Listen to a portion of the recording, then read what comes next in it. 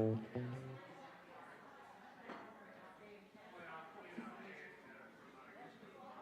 right. Good morning, everybody. Here we go, here we go. Well, all right. Yeah. Woo. Oh, the Spirit of God is upon me. That's right. Oh, the Spirit of God is upon me. Yeah, yeah. Oh, the Spirit of God is upon me. Oh, the Spirit of God is upon me.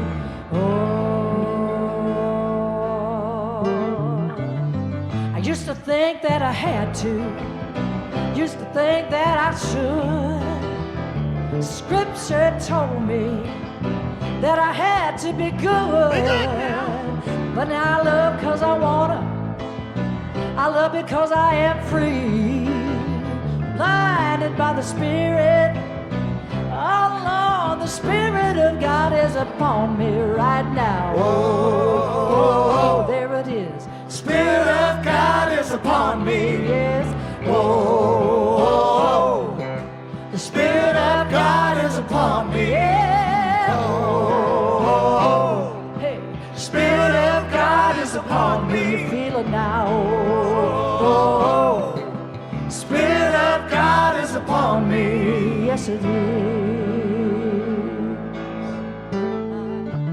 I don't need any prodding, I don't need any law. I want to sing with all my heart that God is my all in all. I let go of my burden, I'm loving God, and it's made me free, blinded by the Spirit. Oh Lord, the Spirit of God is upon me right now. Oh, Spirit of God is upon me. Oh, yes sir. Spirit of God is upon me. Oh, Spirit of God is upon me. Oh, Spirit of God is upon me.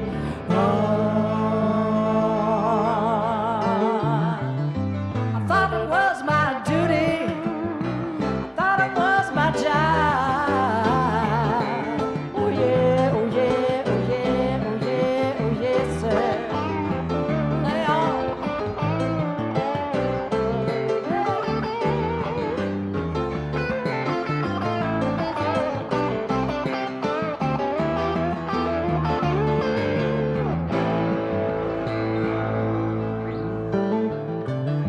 You know, I thought it was my duty, and I thought it was my mom.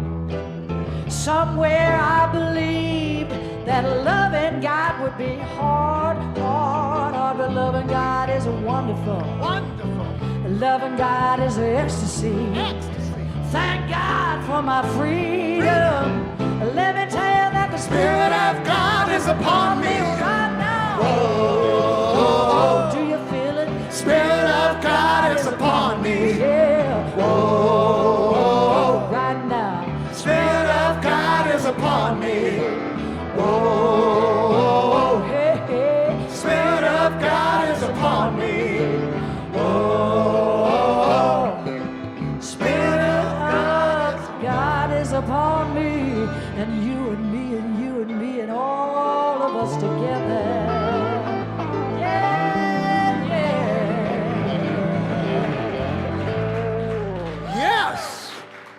Getting warmed up? Let's all stand and sing a Kelley Hunt song, A New Day. Oh, get up if you feel like it. If you don't, just do a little chair dancing. Are you ready?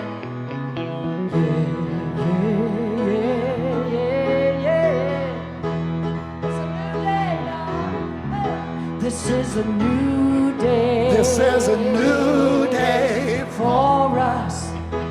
For us. This is a new day. This is a new day for us. For us. This is a new way. This is a new way for us.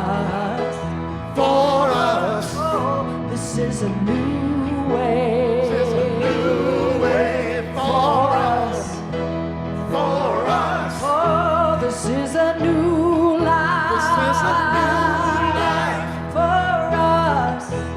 For us. This is a new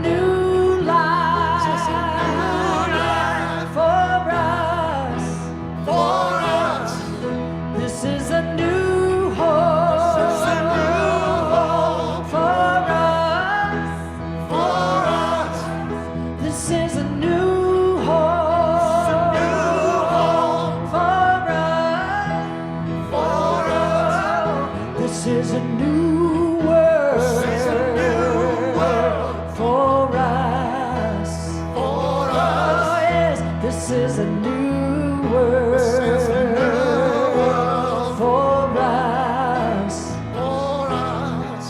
This is a new love New life. for us. For us.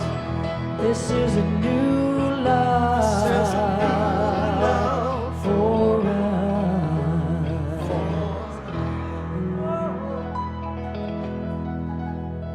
We're going to keep going.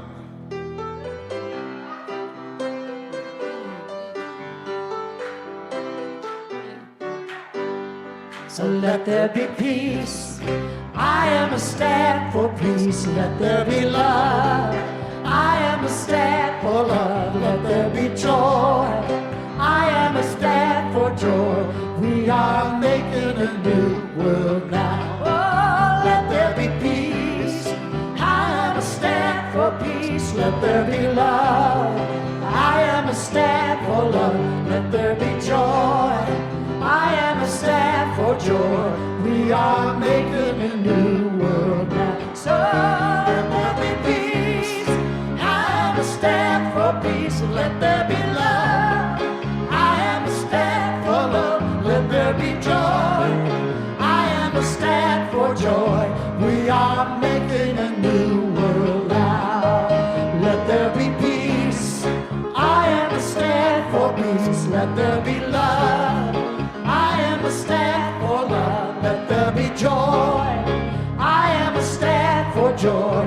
We are making a new world now. We are making a new world now. Oh, yeah. We are making a new world now. Right now. Oh.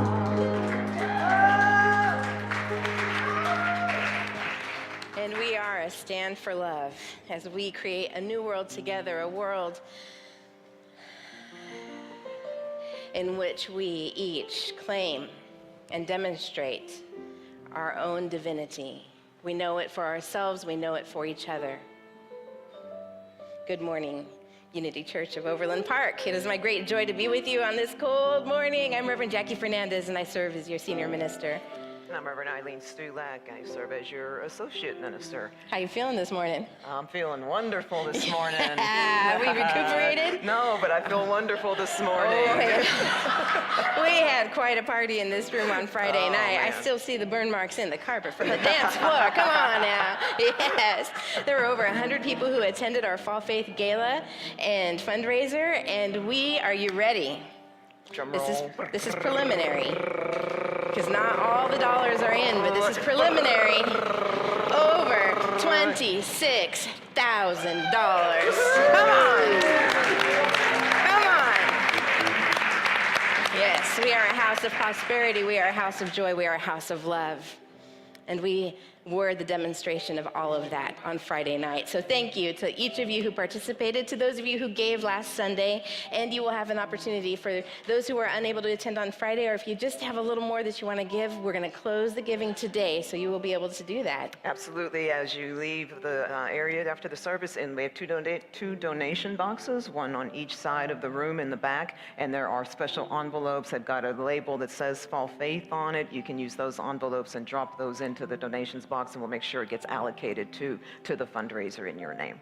Absolutely, and I gotta say specifically about the UCOP app, because Yes. those of you who attended the strategic planning or strategic plan meeting, Yes. we talked about the app, and that was one of the live auctions on Friday night. The first year is $2,500. We cleared $3,000, so we got some of the second year paid for too. So thank you, thank you, thank you, thank you. Yeah. It's good stuff.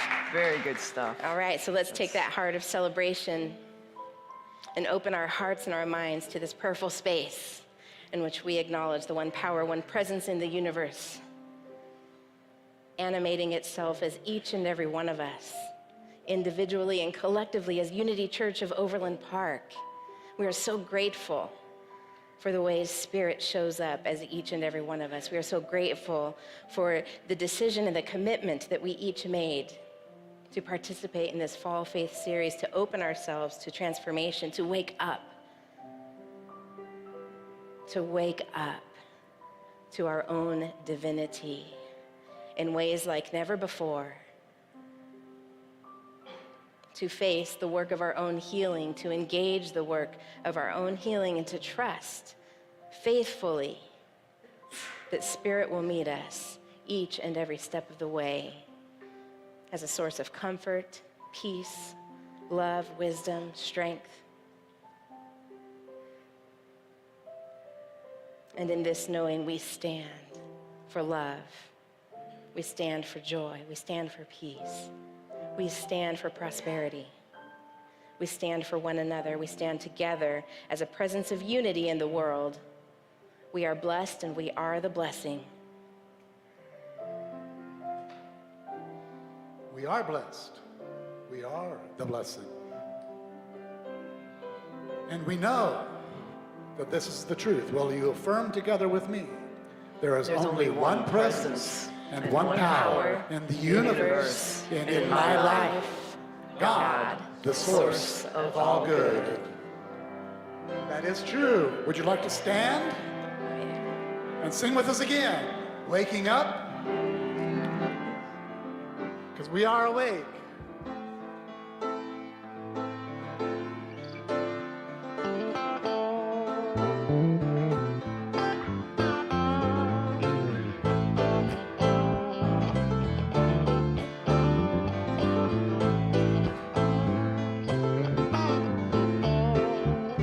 Waking up, waking up, waking up to the truth in me. Waking up, waking up, waking up to my divinity.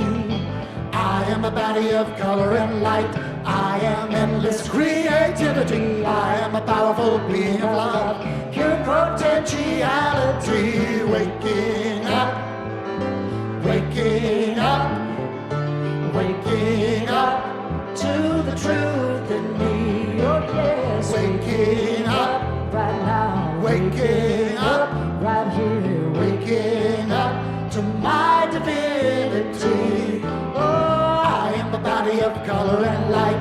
I am endless creativity. I am a powerful being of love, pure potentiality. Waking up, waking up, waking up to the truth in me. Waking up, waking up, waking up to my divinity. We are waking up. I invite you to bring your attention to the altar, and you can go ahead and have a seat. You'll see the 5 lit candles. We woke to the news this morning that there was yet another shooting in Colorado Springs. The shooting was at a gay club. 5 people were killed, 18 injured. So let's open our hearts, our healing hearts, as we draw in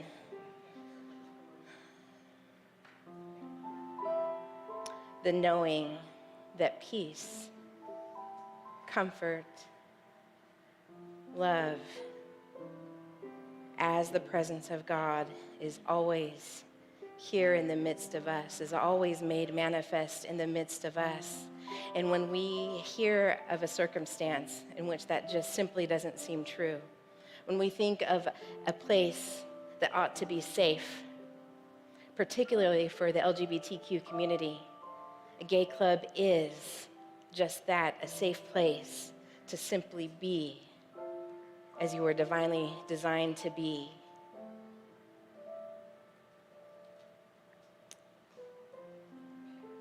It is traumatic. It is horrifying. It is tragic to know that part of our human experience allows for this kind of behavior. But we wake up to the truth in us that life always has the last word, so long as we choose it, so long as we allow it. So in the face of violence, we say love. In the face of death, we say life. In the face of hate and discrimination, we say harmony, oneness, peace begins with me. So we own our human experience, we take responsibility for one another, and we take our consciousness of peace and love and harmony and oneness to the polls. We let it speak through our vote. We let it speak through our pen as we write our representatives and say, enough. This country has a mental illness that is called gun violence.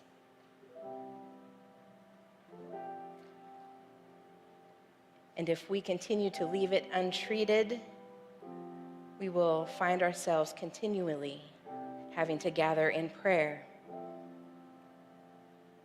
cultivating hope against all odds. So we say with a holy righteousness, enough. We call forth the power of life. We call forth the power of will, which is not will power over another. It is discipline of self to speak, to stand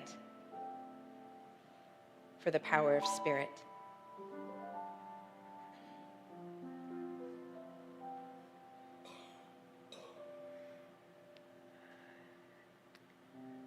Times like these are not easy to be with, to feel into, sometimes even to believe that we can make a difference. And when we're not a part of such a specific community, such as the LGBTQ plus community, it's hard to say we understand, because I know for myself I don't understand, and yet I can feel the pain and the hurt in my heart as others experience what has taken place once again. And yet today, Spirit saw fit to give us a perfect word in today's daily word publication, that is grace. We can call upon grace, which it says today is the unceasing movement of divine love. And so while not yet confirmed, it is very likely that what has happened in Colorado Springs will be found to have been a hate crime. And so we breathe into God's grace, that flow of divine love that never stops, and we send that forth with power to just dissolve the hatred and replace it with nothing but love and all that Reverend Jacquie just affirmed. And it's this very same grace, this very same divine love that we also send out to all those who have requested prayer from this ministry, those that are moving through challenges, and those that are also celebrating great joy. We allow the presence of grace, always available, no requirements to deserve it. We let that love just enfold each and every heart this morning, trusting as always and calling upon our faith that Spirit is present, active, and alive in each and every person, bringing forth their highest and greatest good. And perhaps now, with an inhale and an exhale, we just release these prayers, knowing that there's nothing greater than God that can ever come before us, and so we stay unattached to outcomes and we let Spirit do its mighty work. And for all of these things, and so much more. We are eternally grateful. And so it is, we pray. Amen.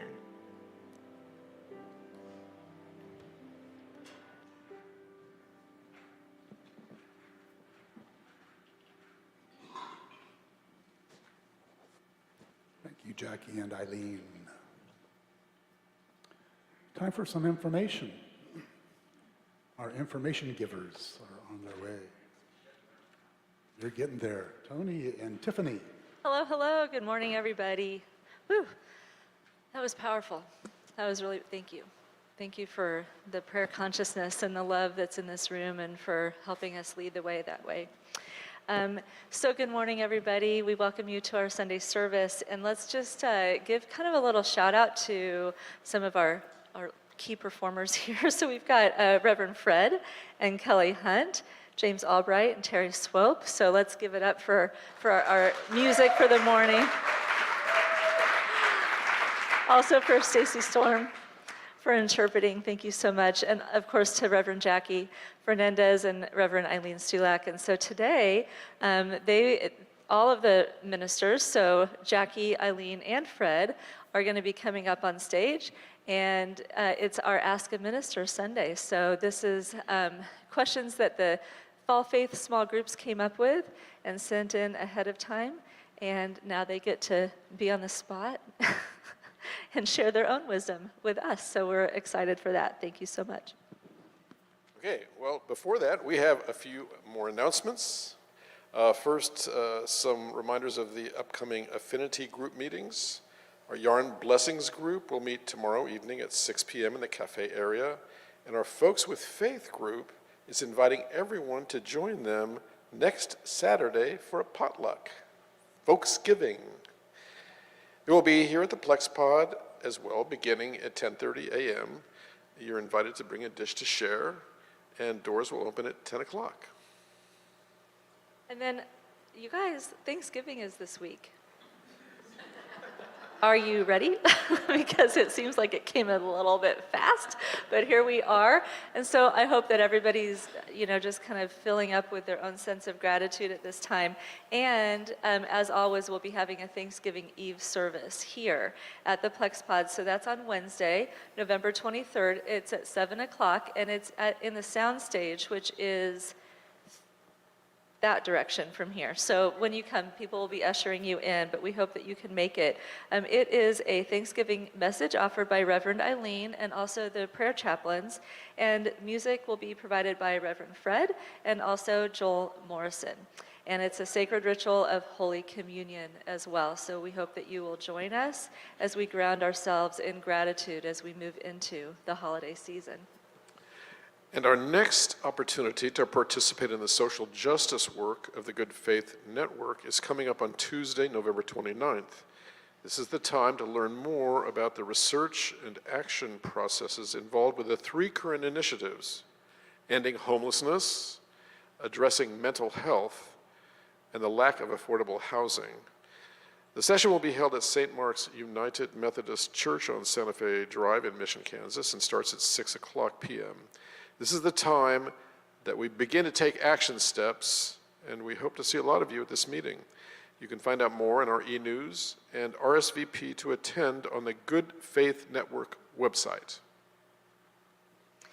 And we also have a wonderful opportunity to participate as a community in service to our larger community. So we are going to be partnering with the Shawnee Mission Unitarian Universalist Church, which is just right up the street, and their food pantry, F-U-U-D pantry, in their fun holiday drive, which they call the Reverse Advent Calendar.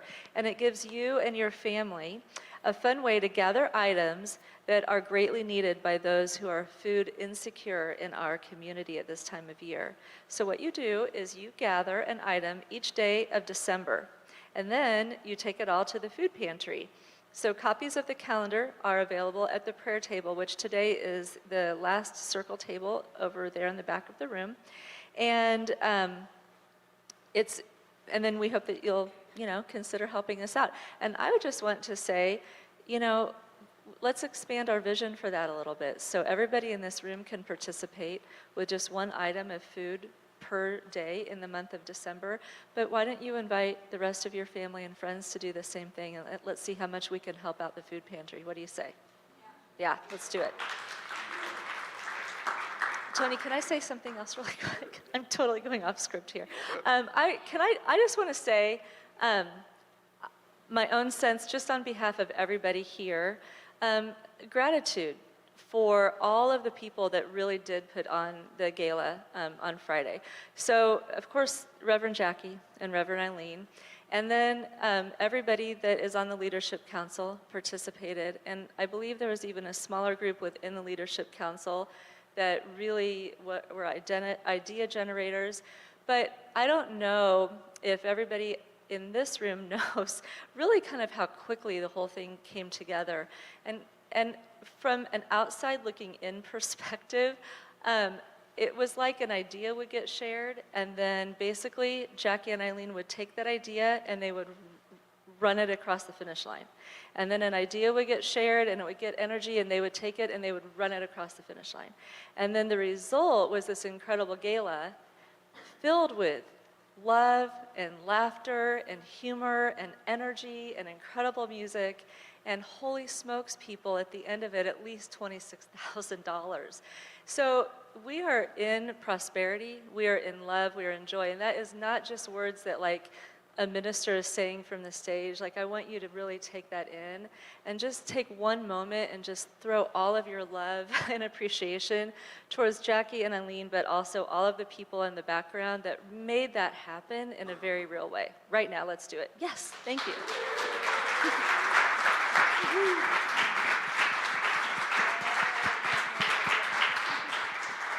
Okay, that's all. My off-script moment. All right, okay, and now let's speak our vision statement together. A world powerfully transformed to the growing movement of shared spiritual awakening.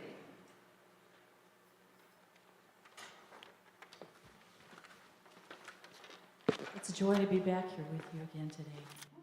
Thanks so much for having me. Thanks for asking me, Fred. All right, here we go.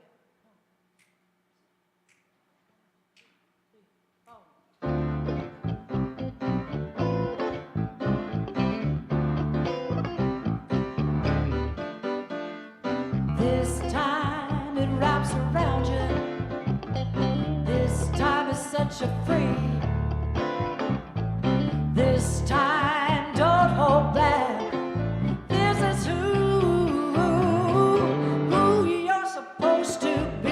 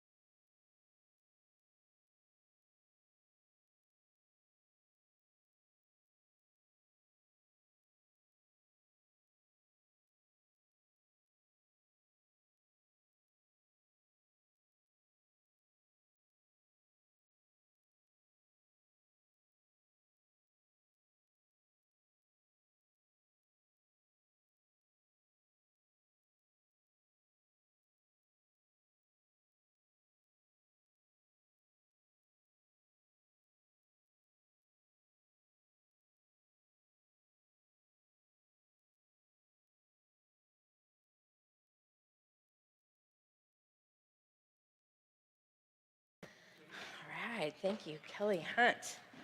Oh, wait, I did not invite you up yet. Yeah, now we got take two. You ordain a guy, and he wants to rule the Sunday service. I'm stalling because we lost audio for our online group. So thank you, Fred, for giving me an opportunity to do a bit. Thank you, Tiffany, so much for your words of gratitude. And yes, we absolutely had a whole teams, I should say, of people who worked to make Friday night happen. So thank you to the Leadership Council. Thank you to all of the volunteers who showed up for that. And also, I want to acknowledge and honor all of our Fall Faith small group facilitators. Would you raise your hand or stand up if you'd like, if you facilitated a small group? We had 7, yes. 2 online, and 5 who met in person, actually 3 online and 4 who met in person. And just a tremendous show out for that. We had about 65 people participating in small groups. So that is an extraordinary experience and opportunity for growth in any community. When you meet together in a smaller, intimate group, you go deeper. And you also, whether intentional or not, but you also create accountability. Because as you share from your heart, you're allowing people to bear witness to the ways you will grow, to the ways you are exploring your own heart and your own spiritual journey. And that kind of vulnerability is powerful. And I would say from where we stand that it is palpable. I mean, each and every small group facilitator would write me every week declaring that their group was the most transformed, that their group was going the deepest with this content. And it's not a contest, but lives were changing and hearts were being opened and broken open in ways that were so profound. So I know for me, that is the ultimate experience. I mean, don't get me wrong, the fundraising is really nice. And it comes out of all of the deeper spiritual work that we're doing. So it is blessed and infused with everything that you have done on this journey through Teotihuacan. So that said, With that said, do you have anything to add to that? I'll have plenty in a minute. Okay, yeah, she's got a list, right? We have a list, we have the questions that we've been gathering, and I do want to invite the Reverend Fred Albers in a second to join the platform. This is his very first Ask a Minister participation, which is why he kind of botched it at the beginning. He didn't know. Well, he's not going to live that down, is he? So Reverend Fred Albers, the reason, for those of you who are new, the reason this is his first is because he is recently ordained. He was ordained this summer in July right here in this room as we celebrated his 25th anniversary as music director. Yes, let's give him a round of applause. Why don't you come on up now?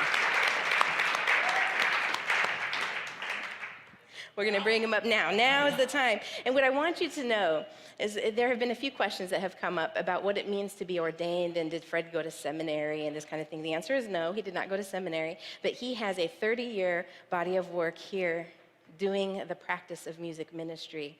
And for me, when we set forth to celebrate his tenure here, come on up. I see you're going to need a lot of direction today. That's on me. That's on me. Spirit. I don't have a piano in front of me. Spirit, yeah, right. Spirit spoke. And it was an immediate download and guidance for me to do, this is what a wedding does, right? For a marriage of hearts. The wedding ceremony creates a legal marriage, something that has already existed in the heart and in spirit. Fred has been a minister. He has been the music minister at Unity Church of Overland Park, and the ordination that took place here had vows, just like a wedding vow. It made it legal and binding as bared witness by this community, brought forth by Spirit, and made right what was already true, made official what was already true. So there are many ordaining bodies any minister, any church, any religious organization can ordain people, and that is legally binding, and they each have their own requirements. So some schools might require you to go to seminary, which is what happens in Unity, and others might allow for professional experience to count as your education. Fred has done even so much more beyond your work here, as if that weren't enough. And so he fulfills the requirements at Unity Church of Overland Park, okay? Come on now. and so we've done that. So outside of Unity Church of Overland Park, Fred is not a Unity minister ordained by Unity Worldwide Ministries, but he is absolutely, in the very same way, myself and Reverend Eileen, ordained in spirit. Thank you. Let's do this. And I just want to say that it was a total surprise to me, but the effect that it has had on my life since that day has been incredible. And I'm so grateful to you and Eileen and to this whole community, and I've loved every moment of the past 30 years. Yeah. So I'm glad I'm here. And look. Yeah, now you got your spot. Yeah. And you got all the hard questions if you didn't notice. Let's move these chairs forward. I'm going to come around the back here. So we can get this. See, On that. yeah, let's get you closer. Oh, that's right. Yeah, we got to. Okay, I'm going to open the curtains now. You didn't see that. Okay, so the first question that I think we should start with, and I'll take, what is the process or criteria for selecting books to study for Fall Faith? So that's really mine to do, and since I've been here, this would be our third Fall Faith, and the first 2 years I worked with Reverend McCabe at Unity Village Chapel to select a book, because we thought that by working together, we created an abundance of unity minds that were working with the same content. And I really liked the idea of the power up in that. And the first book we chose was Embracing Change, if you remember that, if you were here. And then last year, we did The Naked Now, which was perfect for us.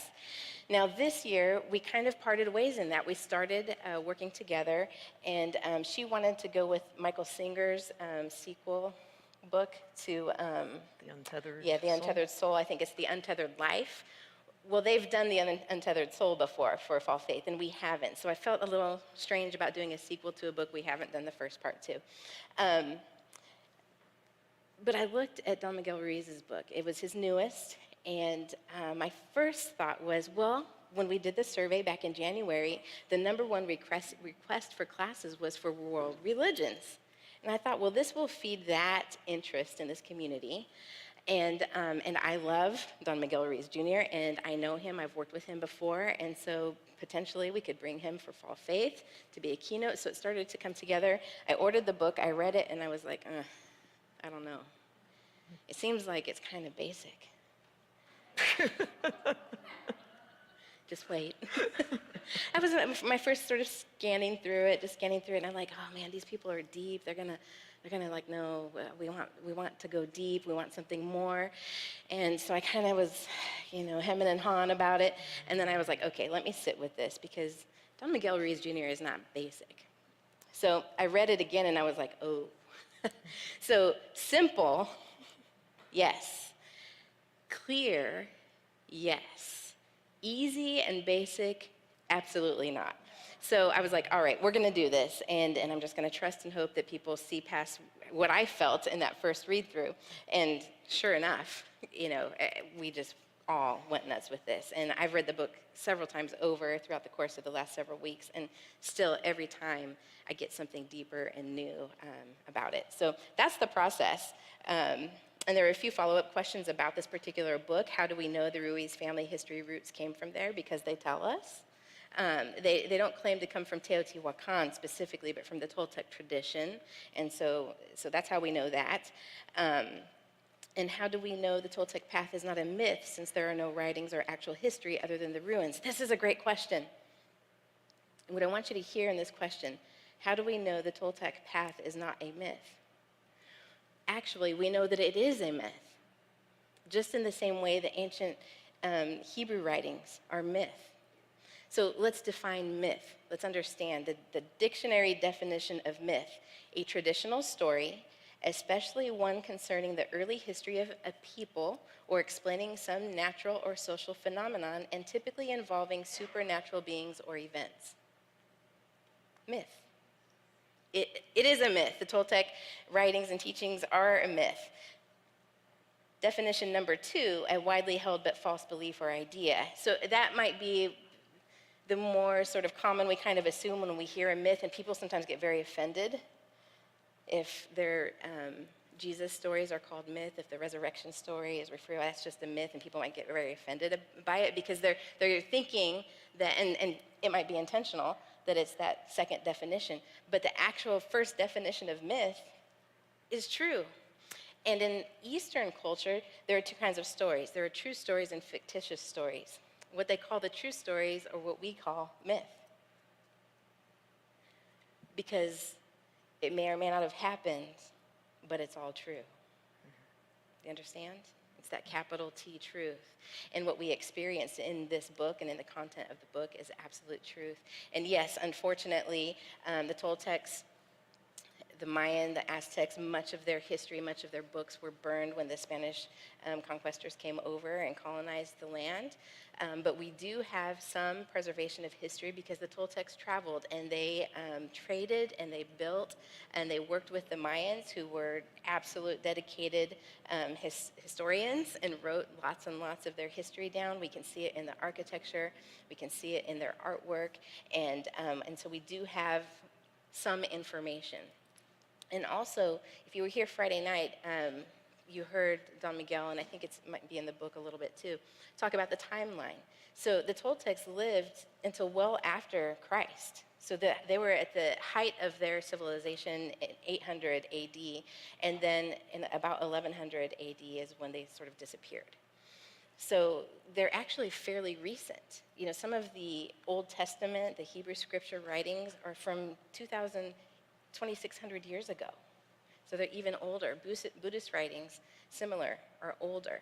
So we want to be real intentional with how we ask the questions and the words we use, and then beyond that, what's the meaning we derive from those questions? Any other thoughts or comments about that? I'm good. You're good? Yeah, I'm good. Oh, okay. Oh. Let me just check. I'm good. Is that you? You're up.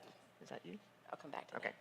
Okay, another question was, how do you think the author wants us to conceptualize the parasite, the judge, and the critic?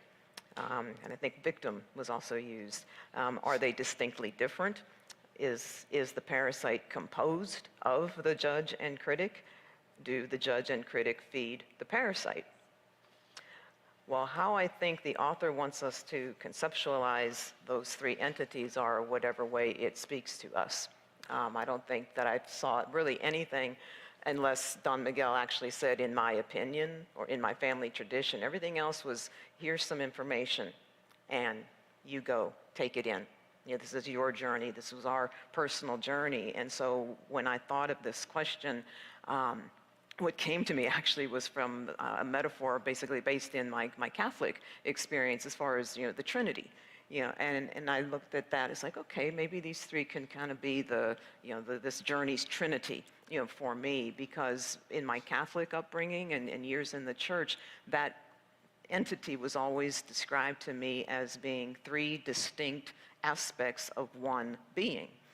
And so that works for me with the idea of the parasite and the judge and the critic. They are 3 distinct, unique parts of me, and they are part of me.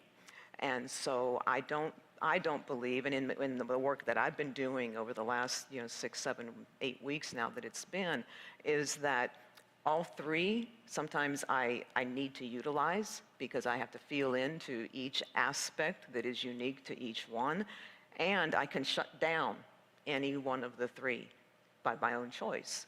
And so if that amplification of the parasite starts, I can just say no.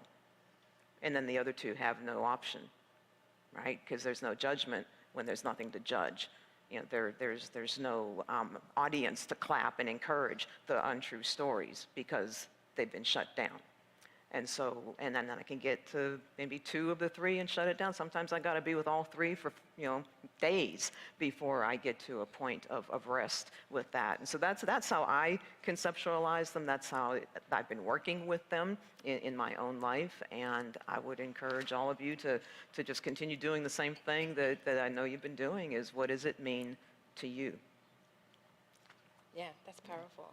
Yeah, for me, in my experience, they can work independently or they can work together. Like the judge can become a parasite, the critic can become a parasite, and the parasite can sort of ignite and activate the judge and critic. So I think they're kind of distinct. It's kind of like the Trinity, right? It's distinct and also can be the same, just depending on what a particular experience is. What about you? Yeah, I think it, like you say, it's what is your experience of it. And I liked what Don Miguel said, a different way of thinking about, I think, this concept on Friday night is when he said, okay, when you've got this voice talking to you, who's the voice? Well, it's me. And who's it talking to? Well, me. But he said, oh, mind and heart is another way to look at it. Or, these are aspects of you that you are that are part of your internal existence. And so how do you define them for yourself so that you can bring them into awareness and begin to, later in the book when he says they become, now I don't remember his words, but these voices become your angels is what I would call them. It's not a different voice, you are just working with it. But this morning, I'm brushing my teeth, looking in the mirror, and starting to freak out about this. Yeah. and I went, okay, Fred, you've just been through this fall faith experience. What does the book say? So there was a mirror right there. So I went, look in the mirror, see who you are. But there was that parasitic voice that was talking to me and saying, oh, what are you doing? But that's where these concepts, one instance where they came into play for me, where I could say, okay, I don't have to take the word of that judge, and I don't have to become a victim to that voice. I can be aware of the voice and say yes or no, because he was saying that the power is in the decision, right? Yes or no. When I'm going to say yes to that voice? No, I'm going to say no to that voice. Yeah. I love it. See it working? Yeah, it's working for me. It's working for you. You're up. I'm up. Which plays into the next question. Is mitote the same as the sea of hell, and how are they different? And for me, the mitote is, again, his concept of the stadium, all these voices that are in my head. I've got several voices that are talking to me, not all the time, but they show up. And I'm assuming that if you're sitting here engaged in this conversation, engaged in this work, this happens to you too, that there are the voices in the head. That's the mitote for me. The sea of hell is where I find myself when I'm listening to those voices. It is my situation. It's the state that I've put myself in by entertaining all of these different ideas and entertaining them without examining where they're coming from or what it is that they're asking me to do. That's the sea of hell. And the sea of hell, remember, it has that safe spot in it. But the voices are still active in that safe spot. The voices are still there. I still have all those voices in my mind. Sometimes I like them, right? You go, oh, yeah. Yes, I can play the piano. And when I was in high school, sometimes pretty girls would sit by you when you were playing the piano, But that's still the mitote talking to me, and I have to say yes or no to that voice. I can enjoy it, but the more aware I am of it, the more I get to extract myself from the sea of hell. Yeah, I loved that part of the teaching. And I know there was some resistance because you told me. Some of you are like, I want to stay at the island of safety. I like it here. And of course we like it there. And to really understand that also is illusion. That if we define our worth by the pretty girl sitting next to us because we can play the piano, then what happens if the pretty girl gets up? What happens if you stop playing the piano? You know, so it's really not attaching your divine worth to any of those voices, but to be able to know that it simply is. For me, it's when I know that I've completely surrendered to what is, whether that be the more negative voices in my head, or whether it is the ongoing, or the attachment to a goal, the attachment to an achievement, the things that we think are going to make us better, happier, more respected, or whatever, and it's really none of that.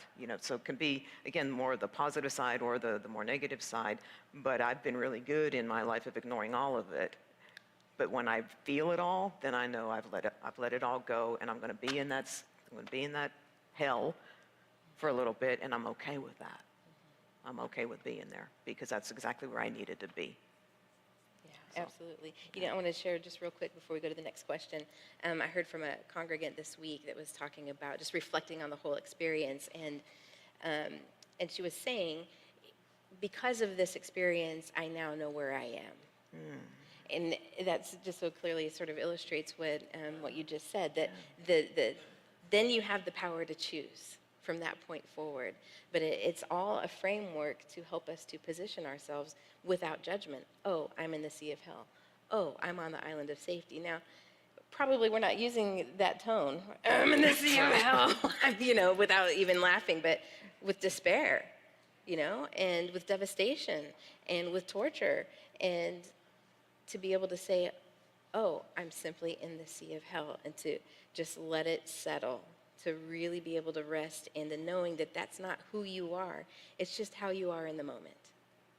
And that can change. All right. The next question. Why doesn't Don Miguel address how to deal with our emotions when we are feeling compassion and empathy with and for another person? How can we feel and express true loving compassion without taking on the other person's pain or emotions? Some of us are empaths and struggle with this often. Wow. Okay, I can't speak from Don Miguel, so I don't know why he didn't go into that a little bit more in the book. And I'm not an expert on an empath and what that is for someone, and the more, I guess, technical, professional ways that someone can move through that or be with that. However, I have had interactions with others who have self-defined as empaths, and so I can share from my perspective how some of those interactions went and how they were uncomfortable for both of us. And so what I drilled it down to as I was thinking about this is, if you are an empath, or you feel that you're really close to it, ask the person, don't tell the person what they're feeling. You may be 100% right, but you might not be. And for me, I didn't like when someone told me how I was feeling. Okay? And when we were able to get into a conversation about that, because it was difficult for that person to hear me say that to them. And there were times that, again, they were spot on. But then we were on the same page, and we had moved into that conversation together. And sometimes they were not correct. And so then we were able to have a conversation where they were able to listen for me to explain how I was really feeling. And it was close, but there was a margin for error. And sometimes that error, when it is offered as truth, this person shuts down. Okay? And then that just complicates wanting to have compassion and love being shared back and forth. The other thing is to try to create boundaries for yourself, or such that, the caring for another person, the compassion you feel, and what sometimes I've understood that you take it on almost, that it doesn't become a burden. Love should not be a burden. Compassion should not feel like a burden. and so if there are some self-care kind of exercises that you can do, I've heard from others that sometimes they know that if they miss their meditation time, then they have a real risk of just taking on the world, and they don't want to do that. They take on the risk of not having a good connection with someone else that all they want to do is give some love to. Okay, so again, just ask, don't tell, have some communication with another person that you're feeling for, and do your own self-care, because on my side of that equation, I've got to do mine too. So that I can speak up and be authentic and be with feelings that from my side has not always been easy to be. And so when someone tells me what I'm feeling, that gives me no incentive to actually figure it out for myself. And so then I still repress and I don't feel my true feelings and my authentic self, and I can't bring that to the table. And so I think it's just a matter of don't assume, have a conversation, and let it not be a burden. Yeah, beautiful. Thank you. You're welcome. So we have a question about Myrtle Fillmore as it relates to the content in the book. So this particular group was chatting about how domestications around gender roles and gender expression have changed throughout the years. And they started musing on how those changes have played out in various career paths and settings. And they started to kind of focus on women who broke barriers in their fields, which got them to Myrtle Fillmore. And wondering, Myrtle was a Methodist until the day she died. Okay, Unity was not a church at that time, so she was a Methodist, and she and Charles Fillmore were having prayer groups, prayer meetings, teaching classes on Sunday afternoons and evenings and during the week, and sending people back to their home churches. So they were wanting people to learn how to metaphysically interpret Scripture, to learn how to pray affirmatively, and to learn those healing tools, and then to go back to their home churches and teach that. So as a woman in her time, the question is, what do you think Myrtle would have to say about gender expression and domestication, both in general and as it relates to her experience specifically? So, I love this question. Because Myrtle Fillmore was a feminist. Now, she didn't call herself that. The feminist movement was sort of coming up as the time that she was born into it. So she was born in 1845. I think so. 1845, yeah, because then she went to college at Oberlin College in Ohio, which was the first college in the United States to allow both black men in 1834 and then women in 1835. So 1867, she shows up to a university who already has a history of being integrated, and nobody was asking them to, nobody was demanding it. They simply made the choice that they wanted education to be available for everyone and for everyone to be able to access that. So she went into the most liberal university in the country and spent a year there studying literature for women. They also had their theological program was called Practical Theology. Sound familiar? So we can see her influence as then she went on. She started to teach. She also went to Denison, Texas, and founded her own school for girls. So we start to see. And then her behavior as she was having gatherings in her home for healing, for prayer. This is the same kind of work the grassroots organization that the feminists of the time were doing. And Oberlin University was turning out ministers and teachers who were abolitionists, who were, among the most progressive thinkers in the country. And that's the culture that Myrtle unfolded herself into. Now, we have lots of letters that she and Charles wrote back and forth, and when he would sort of prod her about her theology, my favorite quote is, "You dare question my theology?" "I am decidedly eclectic. Is it not my right to be?" Heck yeah, lady. Come on now, right? And then I think his response, as you read it, was probably, "That's the woman I'm going to marry." And so she was very much an independent thinker. When they bought Unity Village and had a house built there was no kitchen built in that house. So you tell me. They would go to Mother Fillmore's, Charles' mother's house. to eat dinner. She did not want a kitchen in her house. She had work to do. But I want to read you. This is something that came to my attention a couple years ago, and it's one of my favorite stories about her. She and Charles traveled. They went to Colorado, and she wrote this. Like, this was immediately after they married, and 3 weeks later, she wrote this letter to her sister. I'm just going to read you part of it. 3 weeks ago, we left you. I seem to have an unsorted jumble of mountains, snow, and strange experiences in my mind to fill up the space between now and then. We had Mark Twain's typical driver by name Jack. When we were finally transferred to sleigh runners, such an experience we had. There were 11 men, I the only lady. The roads or passes were in such fearful condition that the men were obliged to walk the greater part of the way up. It was grand. The moon hung above the stars. The stars seemed to crown the higher peaks. Again, fields of snow would rise till the stars seemed to have them for background. On the other hand, one misstep would have landed us hundreds of feet below where the snow was pierced by the dark needles of the pines. It was a very dangerous ride.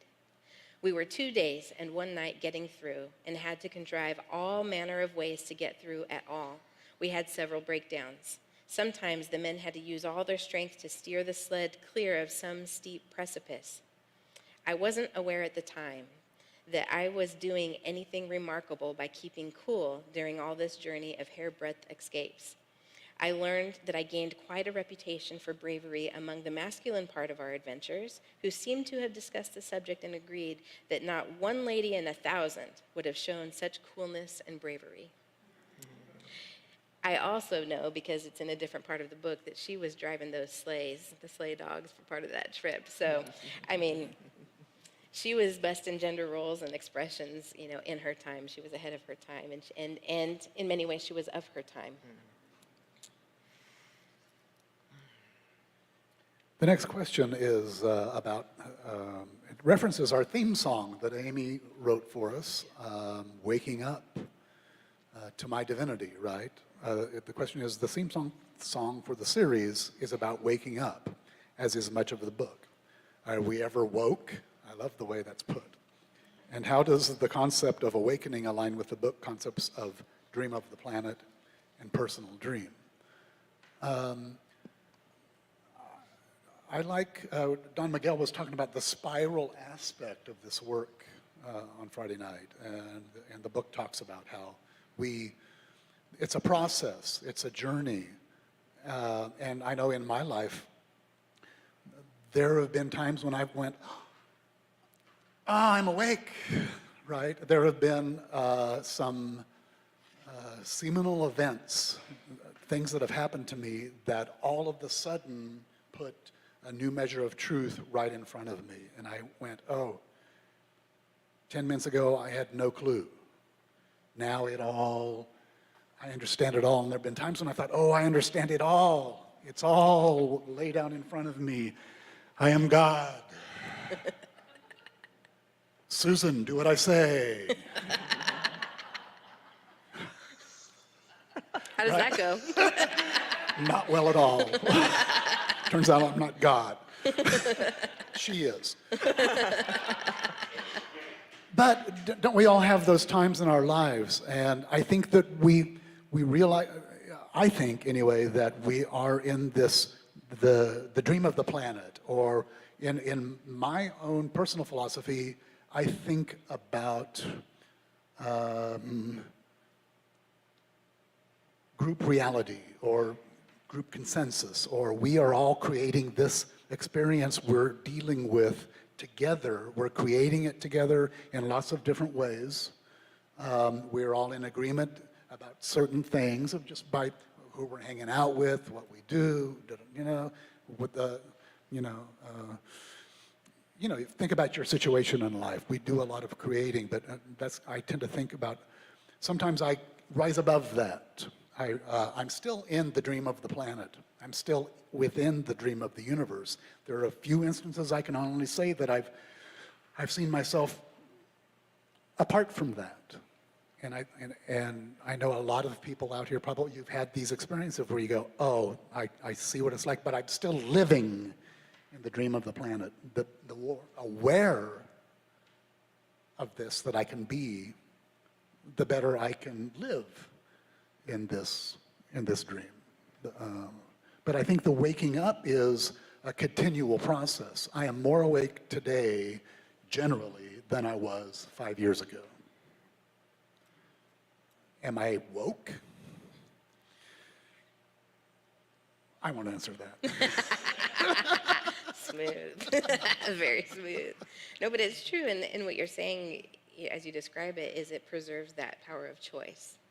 You know, that awareness, keeping the awareness and trusting that we're going to fall back asleep. We all do it, if not for just fatigue, right? Spiritual fatigue, emotional, psychological fatigue, physical fatigue, all of those things. We will go to sleep, and then we trust also that we will wake up again. And to do so, knowing that there are going to be the voices of the mitote, knowing that we're going to find ourselves at the Sea of Hell or the Island of Safety or the Plaza of the Mind or the Plaza of Fire, or just knowing that we will be in a position and then not judging that position, but just being with it and being awake and willing to be awake and then to move and ask that question, what am I going to do now? I think it's time for us to go into meditation. We're out of time to finish the questions. Oh, good, because I was next. I know, and I gave you the real hard one. You did. But You we'll did. just leave it there. Okay. Why don't you start us? All right, I'm just going to ask us to settle in a little bit, and in a moment I'm going to read something that Ellis has written, but I'd like for Kelley to settle us in a little bit as we prepare.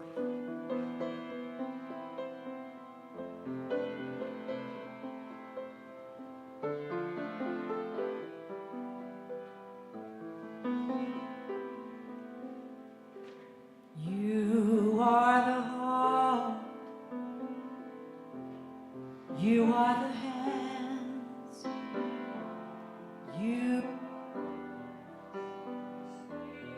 it on earth, and who you are, and all you do is a blessing to the world.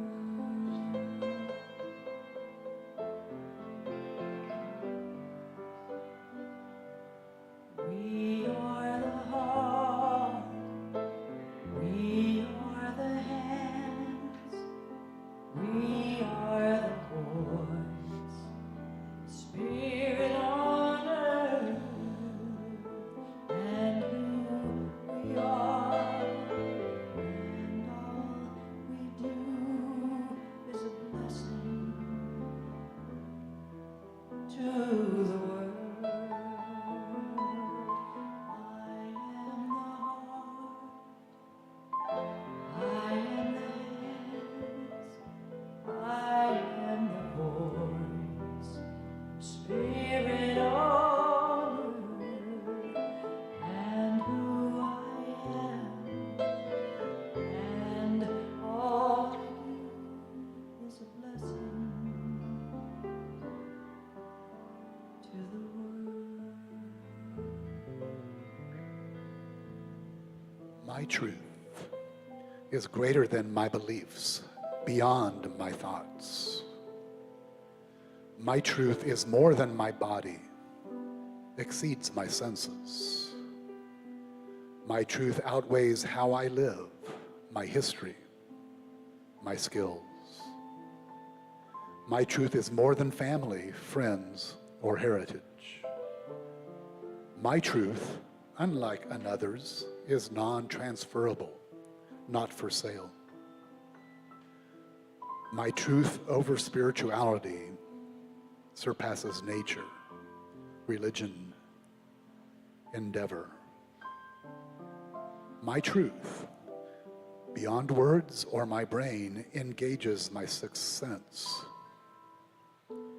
My truth, from the least particles, surpasses the universe.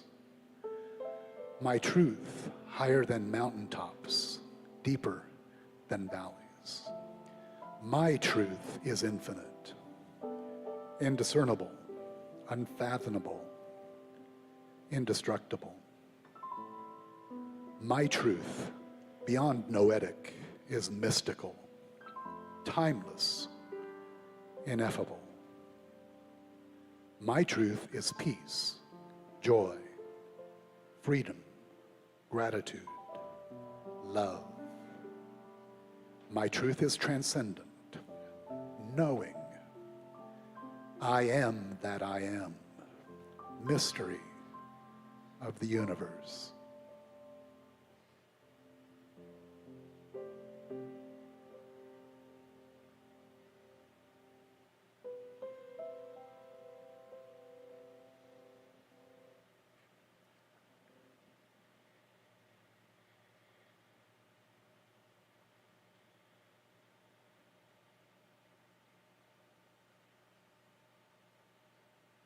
I am mystery of the universe.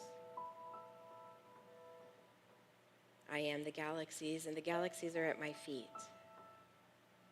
I am the sun and the moon.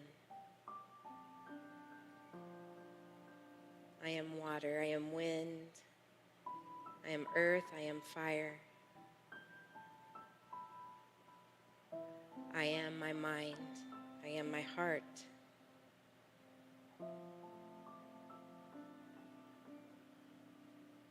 I am truth. I am light. I am Nagual. I am the Christ.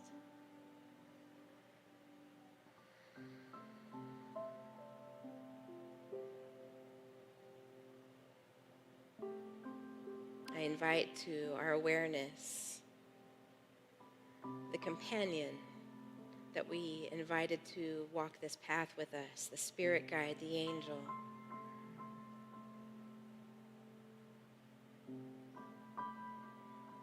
With gratitude for knowing that we are never alone. For the wisdom of the being that showed up to be our comfort, our light, our guide.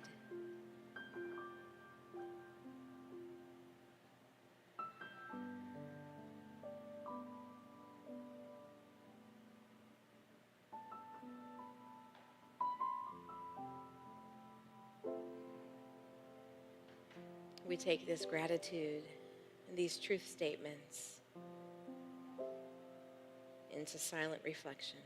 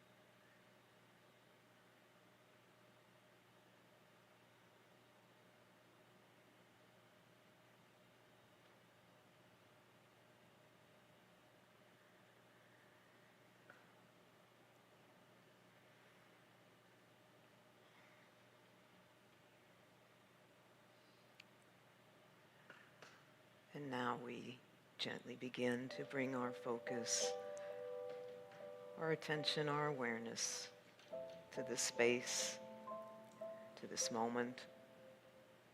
And having returned from that time of sacred silence, we come forth with such greater awareness of this journey that we have each taken.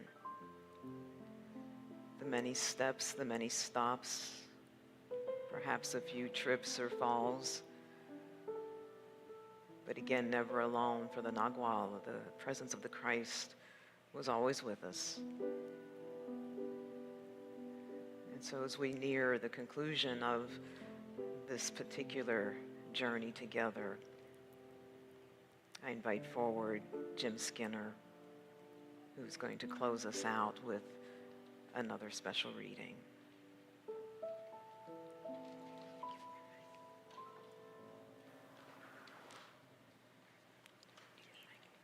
Jim, use the mic. You need to use the mic. I close with an observation from the study that we just completed. I started with the choices I have made that make up the agreements that are my domestication. I have gained the awareness that freedom of choice is the key. That freedom allows me to make choices that eliminate some of the undesirable agreements and at the same time strengthen valuable agreements. The question remains, what will I do with my choices?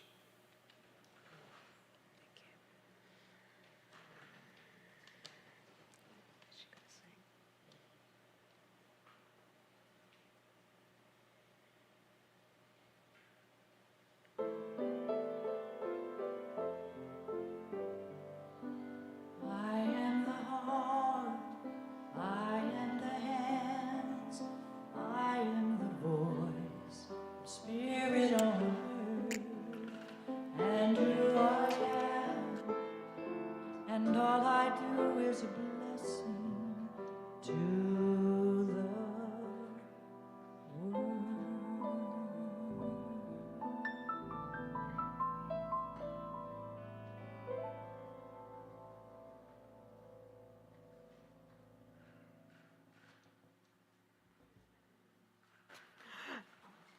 This is our time that we take every service to just pause for a moment to give thanks for the prosperity that's flowing through this ministry, through our lives. As we bless our financial gifts, as we bless all of the time, especially the time spent in prayer that so many give to this ministry, and the talents, the many skill sets that are also gifted to this ministry. This entire weekend has been such a testament to all three in action. And so once again, we just move into our heart space, giving thanks for all that we receive, such that we realize it's because of what we give. And so let's take our gifts, whether in our hands or holding them all in our hearts, and join together in blessing our offertory prayer today. Divine love, through me, blesses and multiplies all that I have, all that I give, and all that I receive, and I am joy-filled and grateful.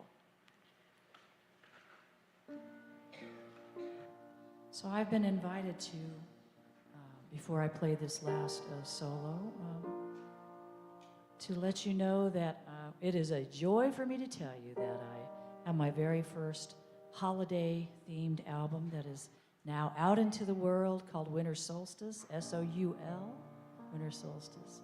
Many of the songs that I've played at Unity of Overland Park, and I will probably be playing again in December. And they have graciously allowed us to have those those CDs and the other merchandise that goes with it. It's at the back of the room where my husband, who I like to call my boyfriend, is sitting right back there, Al Berman. So I think this next song is fitting. It's called The Land of Milk and Honey.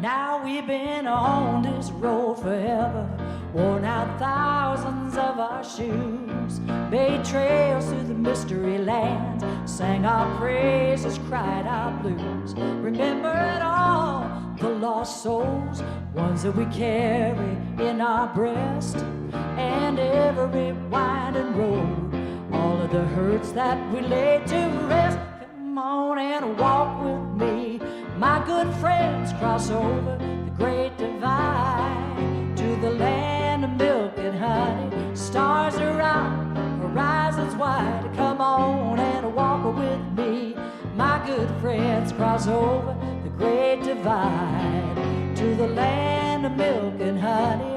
Hearts are open, Lord, and the vision is wide. Now there were some who thought that we would never make it to the promised land. Doubt and grief would overtake us, but then faith would lend a hand.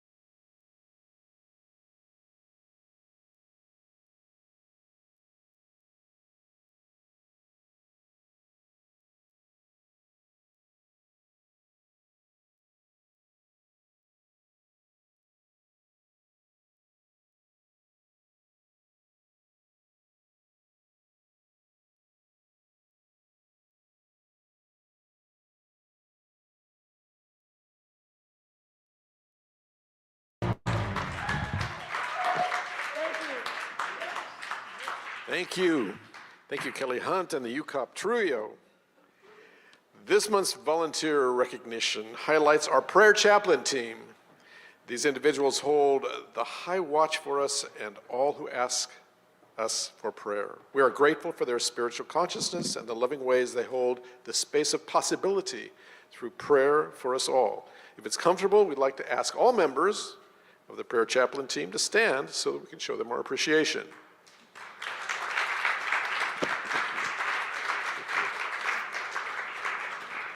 Before we close, a few reminders. Everyone is invited to gather in the cafe after the service for some refreshments. And with the holidays upon us, check out the Raise Right gift card table. The gift cards make wonderful gifts and stocking stuffers. All right, well, everybody please join me now in speaking our mission statement together. Unity Church of Overland Park transforms lives and empowers people to make a difference in the world. And just a couple of quick things. There are some floral centerpieces on the tables, and I have been told that if you are so inclined, you may take one with you when you go home today. So please feel free to take home all of the centerpieces. They are gifted to anybody who wants them. That would actually help out the church a lot if you would like to do that. The other thing is, I think I understand this right, Fred, the sales for Kelley Hunt's...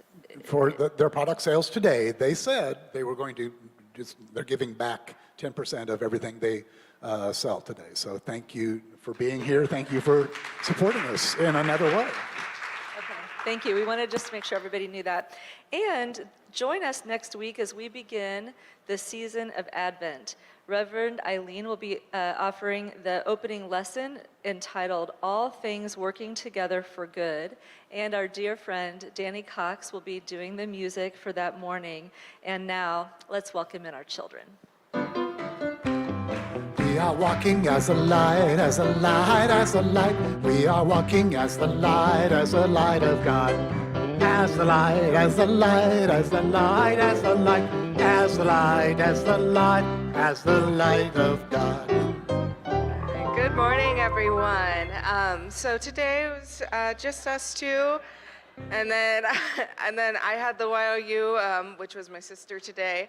And today we made our annual Thanksgiving thankful list. We made a giant list of everything we're thankful for, and I'm going to read it to you, see if you can keep up. We started with the basic things, you know, food, family, a house over our heads, and friends.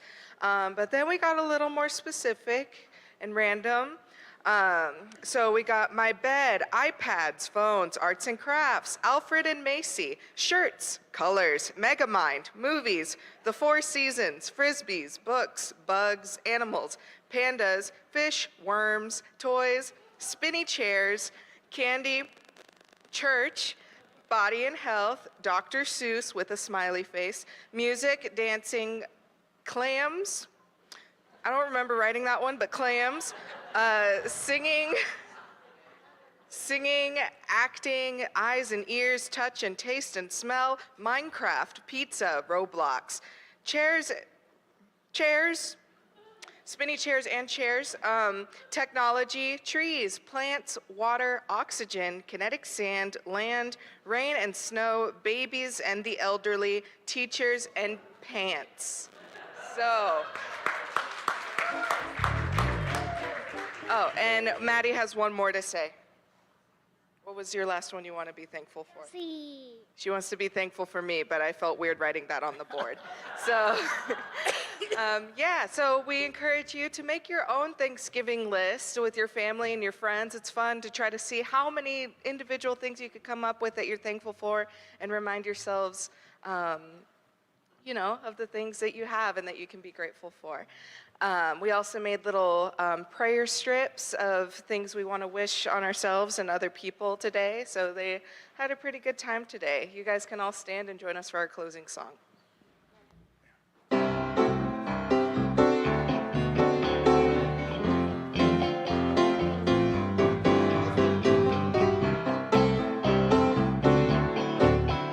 right, you ready to get on the love train? Here we go.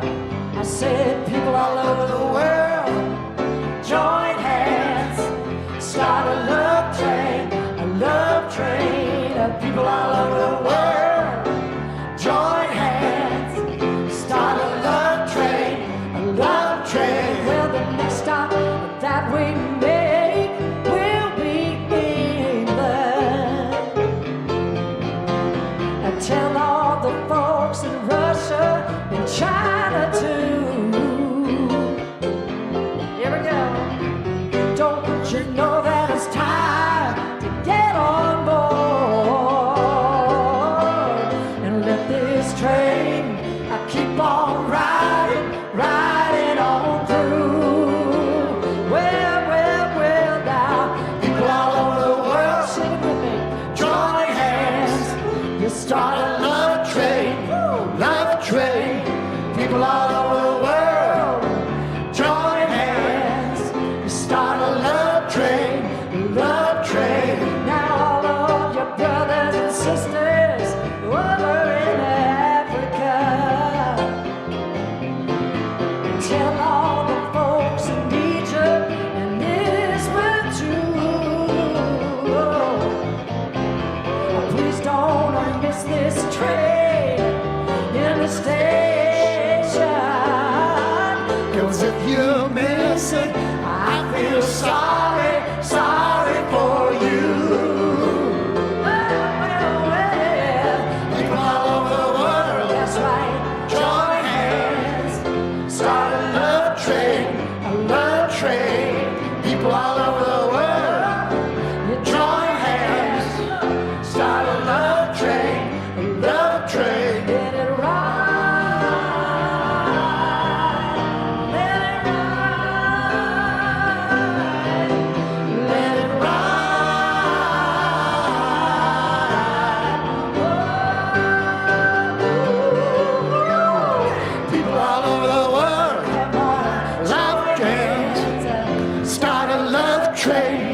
Love train, people all over the world, join hands, start a love train,